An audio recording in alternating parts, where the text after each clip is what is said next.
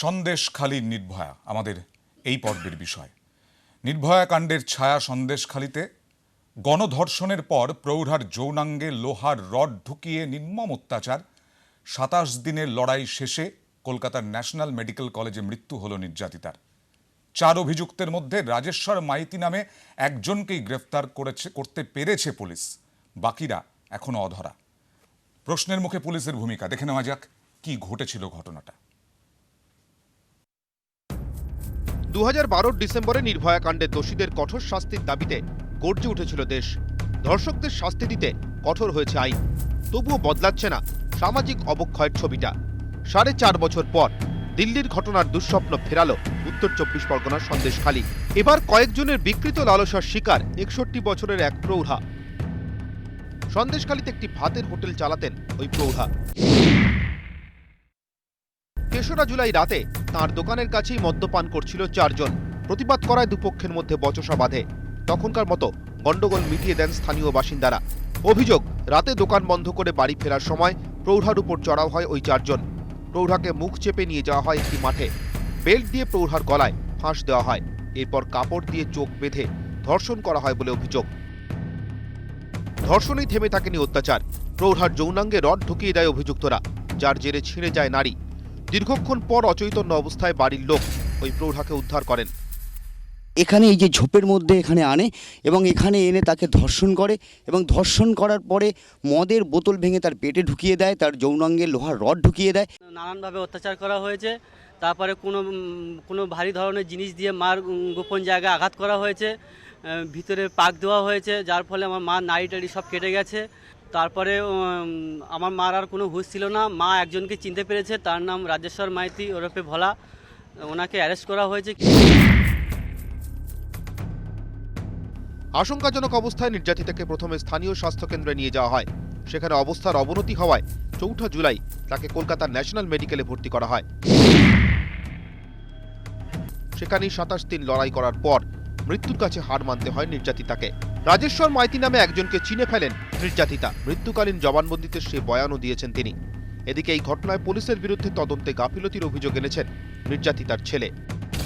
থানার পুলিশ তার উপরে কোনো চাপ দিচ্ছে না যে আর কারা ছিল, তারা কোনো জিজ্ঞাসাবাদ করছে না।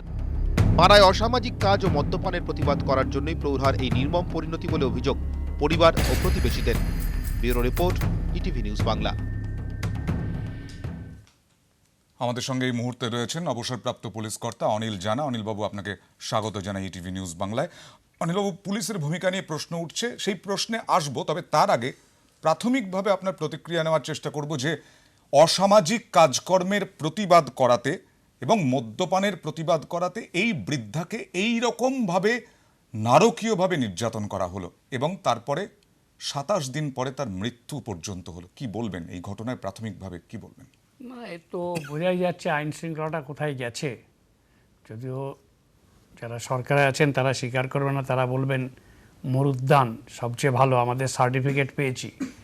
কিন্তু সাধারণ মানুষ বুঝতে পারছেন এখন যে মদ খাওয়া, অসামাজিক কাজের প্রতিবাদ করতে গিয়ে সাধারণ নাগরিক দূরের কথা কি হাল হচ্ছে তা বুঝতেই পাচ্ছেন, যাতে প্রতিবাদী কণ্ঠটা বন্ধ থাকে। আজকের কাগজেই দেখলাম ব্যারাকপুরের এক কাউন্সিলর নিজেই মার খেয়েছেন অসামাজিক কাজের প্রতিবাদ করতে গিয়ে। শুধু মানে মার খান নেই, ওনার বাড়িতে গিয়েও শাসিয়ে এসছেন। কাজে এবার নিজেরাই বুঝতে পারছেন যেসব কি আগে ছিল কি সম্পদ শুনেছিলাম, দলের সম্পদ, এখন শুনছি ভালো সংগঠক। এই সংগঠকদের জোরেই কাউন্সিলররা বা বিধায়করা যেতেন। তার ফলে এদের জন্য ২-৪ টাকা খেতে হবে। সাধারণ মানুষ তো এদের কাছে নস্যি। প্রতিবাদ এদের কিছু করা যাবে না, প্রতিবাদ করলেই আপনার মুশকিল, বিভিন্ন মামলায় আপনাকেই জড়িয়ে দেবে। এইটাই চলছে এখন। আপনি আইন শৃঙ্খলা পরিস্থিতির কথা বলছেন। আমরা এর আগে দেখেছি এই রকম ধরনের ঘটনা, নির্ভয়া কাণ্ড দিল্লির এবং কামদুনির ঘটনাও দেখেছি। কোথাও কি আমাদের সমাজ ব্যবস্থার মধ্যে কোথাও একটা এই নৃশংসতা প্রভাব ফেলছে? অবশ্যই। আপনি যদি রানাঘাটের ৭২ বর্ষীয় মিশনারিজদের দেখেন, মহিলা, এবং সন্দেশখালীর ঘটনা এবং আরও অন্যান্য যে কামদুনি যেসব বললেন, এইখানে যে একটা বিকৃত মানসিকতা, তার সঙ্গে একটা পাশবিকতা যোগ হয়েছে, বলে এই ধরনের বয়সের কোনো মা বাপ নেই। আমি এর আগেও মাঝখানে কয়েকদিন আগে কাগজে দেখছিলাম, উত্তর চব্বিশ পরগনা সম্ভবত, এটি রেল লাইনের ধারে একজন বৃদ্ধা 62 বছরের বৃদ্ধা থাকতেন তার নাতিকে নিয়ে, মানে মেন্টালি রিটার্ডেড, তার মাথায় বন্দুক ঠেকিয়ে 22 বছরের ছেলে অত্যাচার করে গেছে। উনি পরের দিন যখন পাড়ার লোকেরা জানতে পারেন তখন তাকে আরেকবার ডাকা হয়েছে, তারপর ধরে তাকে পুলিশের হাতে তুলে দিয়েছে। তবে এগুলো দেখুন, নির্ভয়া কাণ্ডে যেরকমভাবে জনমত গড়ে উঠেছিল, এখানে সেইভাবে জনমত গড়ে উঠলে পরের দিন তারা তাদের বিভিন্ন মিথ্যে মামলায় জড়িয়ে দেওয়া হবে। এখন তো এই একটা জিনিস চলছে। এখন এই সব জিনিস যদি চলে আর পুলিশকে যদি নিষ্ক্রিয় করে রাখা হয়, তার ফলে এই জিনিস হচ্ছে, পুলিশের উপর ভরসা মানুষের উঠে যাচ্ছে। আপনি তো বহু মামলার এরকমভাবে তদন্ত করেছেন বা তদন্তে গিয়েছেন, এখানে কি মনে হচ্ছে যে অসামাজিক কাজকর্মের প্রতিবাদ করেছিলেন এই বৃদ্ধা, তার জেরে এই রকমভাবে নারকীয় নির্যাতন করা হলো? মোটিভটা কি ছিল অ্যাকচুয়ালি? না, মোটিভটা তো এখন প্রাথমিকভাবে আপনার কি মনে ধরা হচ্ছে? পড়লে, এখন এই যে বৃদ্ধা একজন 62 বছরের বয়স্কের মহিলা, ইনি হয়তো প্রতিবাদ করেছেন তার জন্যই তো এটা নয়, কিন্তু এটা করেছে মানে আমার যতদূর মনে হয় পুলিশ মানে প্রশাসনের ওপর মানুষের ভয়টা, যেটা ভয় এবং ভক্তিটা উঠে গেছে। এখন জানা যায় যা খুশি করা যায়। একটা দলের টিকিটে থাকলে যদিও কেউ স্বীকার করবেন এরা আমাদের দলের লোক, কিন্তু এখন বোঝা যাচ্ছে যা খুশি একটা করে পার পাওয়া যাবে, এরকম একটা মানসিকতা এসে গেছে এবং হচ্ছেও, তারা পারও পেয়ে যাচ্ছেন। আপনারা পরপর দেখছেন আজকে নিজের দলের কাউন্সিলর মার খায় নিজের দলের লোক প্রতিবাদ করতে গিয়ে, যেটা কাগজে বেরিয়েছে সেটা সত্যি হলে।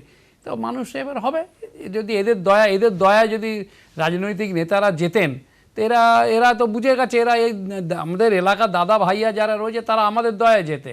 তো সাধারণ মানুষ আবার কে?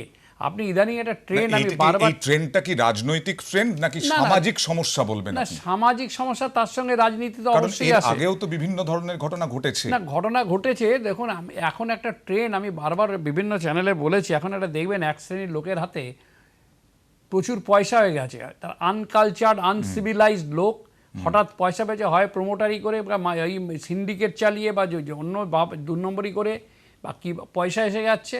আসার ফলে এরা যেখানে সেখানে মদ খাচ্ছে, মাথায় 8 আঙুলে 8টা আংটি, বুড়ো আঙুলে পড়তে পারে না, নাহলে 8 আঙুলে, সেখানেও একটা মোটা দৌড় পড়তো, গলায় একটা গরুর দড়ির মতন চেন, তাতে গরু না বাঁধা গেলেও বাড়ির কুকুরটা বাঁধা যাবে, এরকম একটা চেন লাগিয়ে রাত্রেবেলা দামি গাড়ি নিয়ে 40-50 লাখ এবং 1 কোটি টাকা দামের গাড়ি নিয়ে জোরে মিউজিক বাজিয়ে গাড়ি চালিয়ে যাচ্ছে। এবং তারা হয়তো যেখানে মন মেজাজ খুশি, আর পয়সা থাকলেই 2-4টে হয়তো মহিলা জুড়ে যায়, এখানে তো কোনো মহিলা ওনাদের কাছে যাননি, কিন্তু তারপর যেখানে সেখানে গাড়ি দাঁড় করিয়ে মদ খাচ্ছে, তারপর এবং তারা কাউকে মানেও না। এই ক্লাসটা চলছে। যদিও পুলিশের বলছে ভিজিল বাড়িয়েছে, পুলিশের ভিজিলেন্সে কমেছে, কিন্তু মানে মানুষ তো বুঝতেই পারছে। কারণ এখানে এই প্রশ্নটাই উঠছে, যেভাবে নির্যাতন করা হয়েছে সেখানে বিকারগ্রস্ত কতটা এই অভিযুক্ত, এবং যাকে একমাত্র ধরা হয়েছে তার সঙ্গে আরও কয়েকজন ছিল, সেই প্রশ্নটাই উঠছে। অনিলবাবু, আসবো, তার আগে একবার দেখে নেওয়া যাক যে কিভাবে নির্যাতন চালানো হয়েছিল ওই মহিলার ওপরে।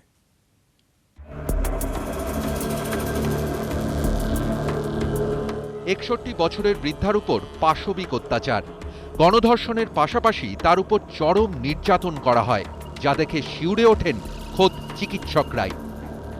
কোথায় কোথায় আঘাত, গলায় গামছার ফাঁস, মুখ দিয়ে শক্ত কিছু ঢুকিয়ে দেওয়া হয়, যে কারণে খাদ্যনালীতে আঘাত লাগে কণ্ঠনালীতেও। পায়ু ছিদ্র দিয়েও কিছু ঢুকিয়ে দেওয়া হয়, পায়ু দাঁড় ছিঁড়ে গিয়েছিল বৃদ্ধার। যৌনাঙ্গের ভিতরের পথও ক্ষতবিক্ষত ছিল। চিকিৎসকরাও শিউরে উঠেছিল সন্দেশখালীর এই নির্যাতিতা মহিলার অবস্থা দেখে। যে অবস্থায় সন্দেশখালীর এই নির্যাতিতা মহিলাকে আনা হয়েছিল, তাতে চিকিৎসকদের একটা কথাই মনে হয়েছিল, কিভাবে এই 61 বছরের মহিলার সঙ্গে এই রকম শারীরিক নির্যাতন করা সম্ভব। ওর পেটটা পুরো ফোলা ছিল, হ্যাঁ, এবং ওর যেখানে নাকি পায়খানার দ্বারের যে স্পিংটার, সেটা ছেঁড়া ছিল। তো পেটে দেখা গেল যে পেটের মধ্যে ব্লাড আছে, যার জন্য ওটা খোলা হয়, হ্যাঁ, অ্যাবডোমেন ওপেন করা হয়, ল্যাপারোটমি করা হয়, এবং খুলে যেটা দেখা যায় যে ইউটেরাস, আমাদের জরায়ুতে কিছু প্রবলেম নেই, যেটা হচ্ছে ওই রেকটামটা ইনজিওর্ড হয়, অনেকখানি পারফোরেশন, এবং তার সাথেই আপনার ওই ওমেন্টামের ইনজুরি, মানে গাট ইনজুরি, রাদার গাট ইনজুরি ছিল। ভেজাইনাল জাস্ট ব্রুইজেস ছিল, মানে ব্রুইজেস মেনলি, কিন্তু এবং তখন বলেও ছিল রেকটামের মধ্যে দিয়ে বোধহয় বোতল টোতল ঢুকিয়েছিল।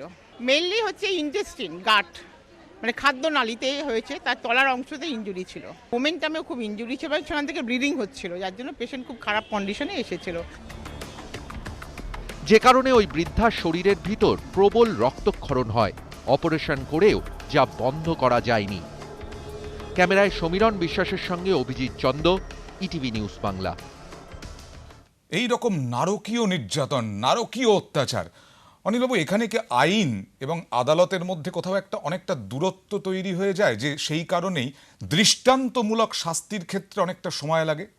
দেখুন, দৃষ্টান্তমূলক শাস্তি যেটা বলছেন, আমি হয়তো এর আগে নির্ভয়া কাণ্ড বা এখানে বলেছিলাম ফাঁসিটা এইটা সলিউশন নয় বা সমাধান নয়। তার কারণ যদি ফাঁসি দিয়ে এই সব কাজ বন্ধ করা যেত, তাহলে ধনঞ্জয় চট্টোপাধ্যায়ের ফাঁসির পরে পশ্চিমবাংলায় রেপ হওয়া বন্ধ হয়ে যাওয়া উচিত ছিল। এবং নির্ভয়া কাণ্ডের পরেও সেই মানে একেবারে সেই ধরনের অপরাধ হরিয়ানাতে হয়েছে, অন্যান্য রাজ্যে হয়েছে। কাজেই কিন্তু এগুলো বিকৃত মানসিকতা এবং এগুলোকে, এবং মাননীয় মহিলা ডাক্তার যিনি বললেন, তাতে বোঝা যাচ্ছে কী ধরনের অত্যাচার হয়েছে। আমার চাকরি লাইফে একটাই মাত্র রেপ কেসের ঘটনা এসেছিল, একটি 9 বছরের ইলনারি বস্তির মেয়েকে 22 বছরের একটি ছেলে করেছিল। তাতে যে ধরনের রাপচার হয়েছিল, তার 3 দিন হসপিটালে রেখে জেনারেল অ্যানাস্থেসিয়া করে অপারেশনে মেয়েটি সুস্থ হয়ে যায়, ছেলেটি ধরাও পড়ে, সাজা হয়। আমরা 24 ঘন্টার মধ্যে ছেলেটিকে 12 ঘন্টার মধ্যে ধরে নিয়ে আসি সোনারপুর থেকে, এবং সাজা হয়, জামিন পায়নি। কিন্তু এই ধরনের জিনিস সাধারণ রেপের সঙ্গে তো এইগুলো তুলনা করা যায় না। এগুলো বিকৃত মানসিকতা অবশ্যই আছে, আর মনোবিদরা বলতে পারবেন কেন এই ধরনের জিনিস হচ্ছে। বয়সের কোনো মানে পার্থক্যর বিচার করা নেই, কিচ্ছু নেই। নাহলে 72 বছরের বৃদ্ধা সন্ন্যাসিনী, তাদের উপর রানাঘাটে হচ্ছে। আপনি এখানে 62 বছরের মধ্যে, আর একটা মহিলাকে 22 বছরের ছেলে, তার মায়ের বয়সী, তার বাড়িতে তো মানে এদের শিক্ষা দীক্ষা বা এদের কী পরিবেশে বড় হচ্ছে, সেটাও একটা বড় কথা। পাশবিক প্রবৃত্তি, বিকারগ্রস্ত মানসিকতা, এইটাই বলছেন। এবং এরপরে তদন্তের কাজ এগিয়ে নিয়ে যাবে কিভাবে পুলিশ, কিভাবে যেতে পারে, সেই নিয়ে আসবো আলোচনায়। এবং তার সঙ্গে আসবো এই নির্যাতিতা মৃত্যুর আগে যে জবানবন্দি দিয়েছিলেন, সেই জবানবন্দি আমরা আপনাদের সামনে তুলে ধরবো। একটা ছোট্ট বিরতির পর ফিরে আসছি, সঙ্গে থাকুন।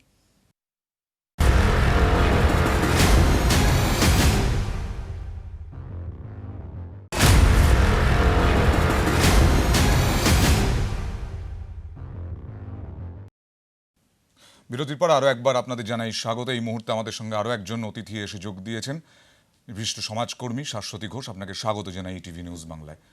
এরপরে দেখে নেওয়া যাক, আলোচনায় আসবো, তার আগে দেখে নেওয়া যাক যে সন্দেশখালিতে নির্ভয়া কাণ্ডের ছায়া, যে বৃদ্ধা মৃত্যুর কোলে ঢলে পড়েছেন, যার উপরে নারকীয় অত্যাচার চালিয়েছিল দুষ্কৃতীরা, মৃত্যুর আগে দেওয়া জবানবন্দি।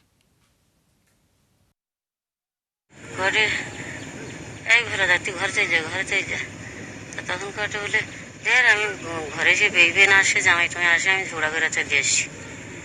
আর তখন ওর ভীষণ মদ খাটে। আর যে একটা কে ঠেলে আমার মনে হাঁটে, তা বিগুলো করে যে না জেঠি আর কেউ ঠেলেনি। ও নিজেই করে যে না আর কেউ ঠেলেনি, ও একলা, আমি ঠেলে পাড়ি দিতে না, ও একলা মুড়ে মাজলে আবার শুই পড়তে, ওকে ঠেলতে না মোটে গেলানি।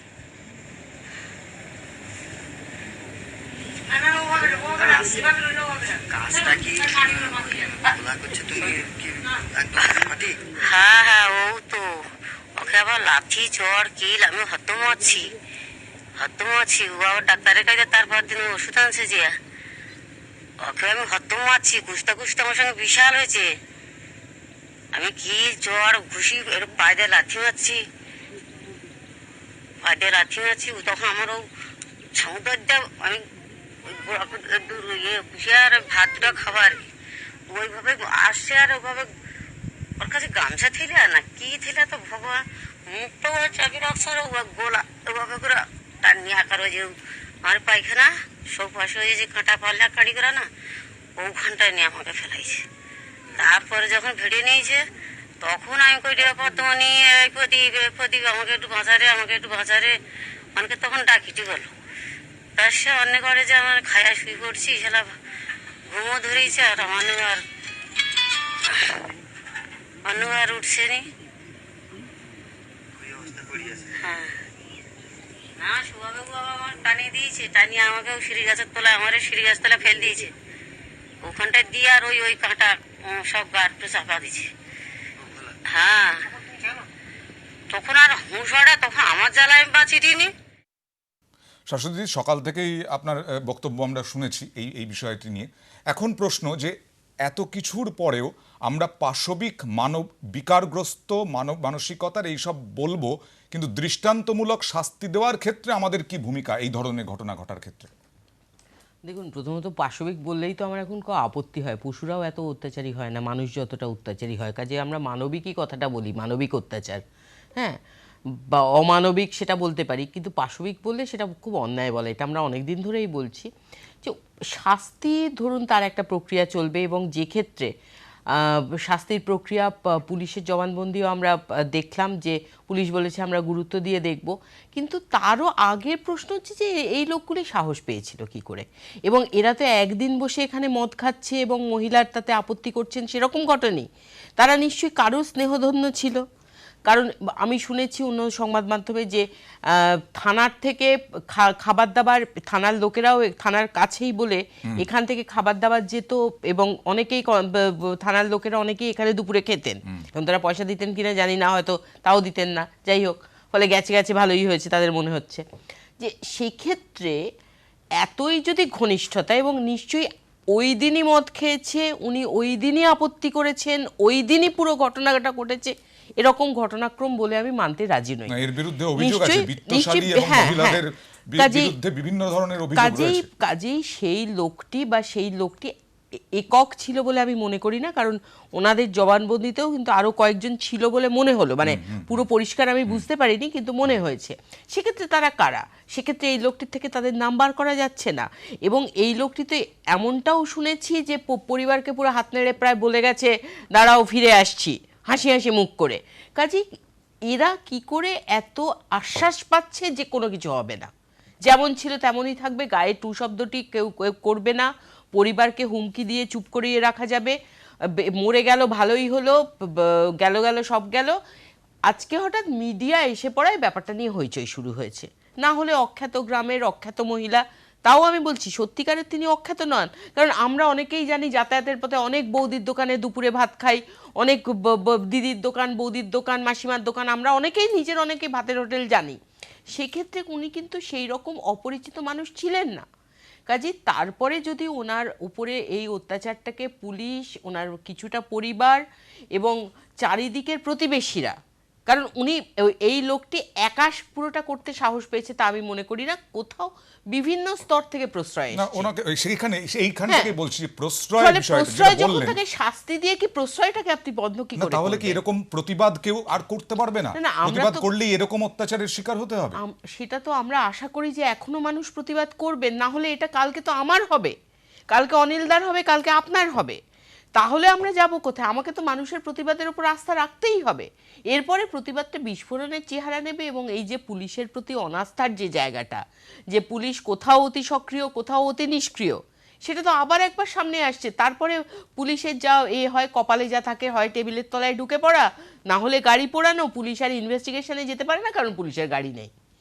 এই জায়গাটাটায় পুলিশ এবং প্রশাসনকেও পৌঁছতে হবে, নালে ছুটিতে চলে যেতে হবে। অনিলবাবু, এইখানে একটা প্রশ্ন আছে যে এই যে শাশ্বতী যে বললেন যে যাকে মূল অভিযুক্ত তাকে গ্রেফতার করা হয়েছে, 1 মাসেরও প্রায় হয়ে গেছে, 1 মাস, তাকে জেরা করে কি অন্যদের খোঁজ পাওয়া যায় না? পুলিশের অভিজ্ঞতা দিয়ে বলছি। না, পুলিশের এই ধরনের একটা ঘটনা যখন ঘটে যায়, হয়তো ভেবেছিল চেপে যাবে, কেউ জানতে পারবে না।